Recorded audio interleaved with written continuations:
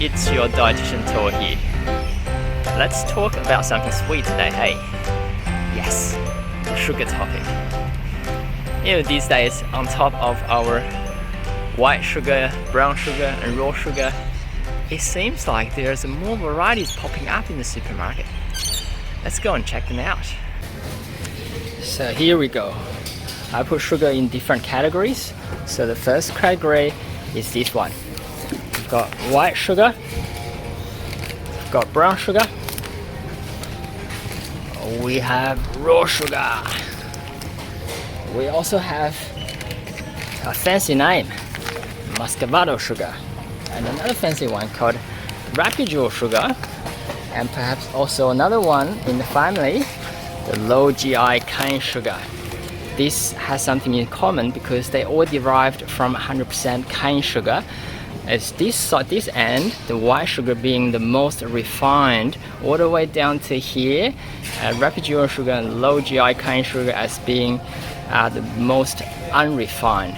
So perhaps the unrefined have a slightly less GI character, means they raise our blood sugar level slower, and it might have an increased trace amount of nutrients. But at the end of the day, it is what matters is the sugar content. And all of them, if you look at the back of the nutritional, for example, Muscavado sugar, per 100 gram, it has 97 grams of sugar. Wow. So all of them have similar amount of sugar. So it doesn't really matter what types of this cane sugar is about, and it have the same impact on our blood sugar level and weight. So I do not recommend them on a regular basis at all. Another one perhaps, oh there you go, another category is honey.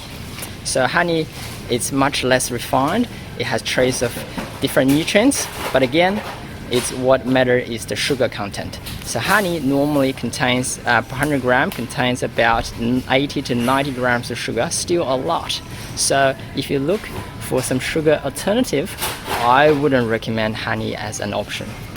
Perhaps these days a more popular options, there you go, look at that, coconut sugar. Coconut sugar is in its own category because it's not derived from cane sugar like those one. It's 100% derived from coconut palm sap, which basically it's a much less refined form. It has trace of nutrients like potassium, calcium, iron and zinc. So it also naturally have a lower GI than a regular sugar, perhaps GI value about 50 something, which means it's slower release the sugar. But again, it's what matters is the sugar content. So let's have a look. Unfortunately, per 100 gram, this one has another 97 gram. So look, not a good option. Sorry, coconut sugar. There are two things I recommend. Number one, Natvia stevia. It's simply a stevia product, has two simple ingredients. First one is called stevia glucoside, which is a natural chemical compound found in stevia, which is a natural leaf that has 200 to 300 times more sweeter than normal sugar. So I've got a friend from Queensland, and it's very cool that in his backyard he actually grows this stevia tree leaf that he promised to bring me some next time he wants to come to visit me in Sydney. So basically it's a tree leaf. When you bite into it, it has a very sweet sensation, but also it has some bitterness aftertaste. So that's why you don't need a lot of stevia in your product, because otherwise the product would turn bitter. So that's why a lot of manufacturers only put around 1%. So what about the other 99%? It is actually what is called erythritol.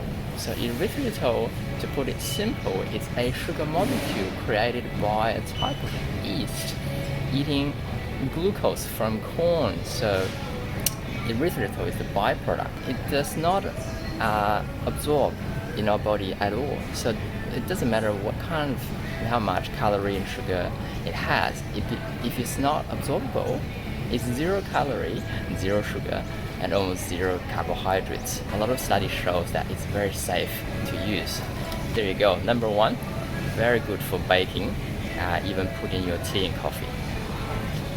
If you don't like the stevia bitterness aftertaste, here you go. Another option for you, a monk fruit extract. You might be thinking, what the heck is monk fruit? So basically, I'll show you what monk fruit is. It looks like this. Monk fruit. You can find it from Asian groceries in Australia. Whenever I have sickness and my throat is really itchy, my mom makes some monk fruit juice for me.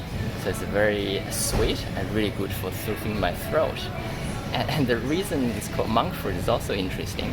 So in ancient China, when monks, if they couldn't, of course, they couldn't have access to this processed food and refined sugar, but they wanted something to be really sweet to add into the tea or whatever food they have. So they have this one, right? Natural sauce. That's why it's called monk fruit. So if you want to be healthy, be living like a monk. But anyway, so for this product, it has around 1% of monk fruit extract, which is very sweet. Again, the other 99% will be this erythritol. So another really good option for you.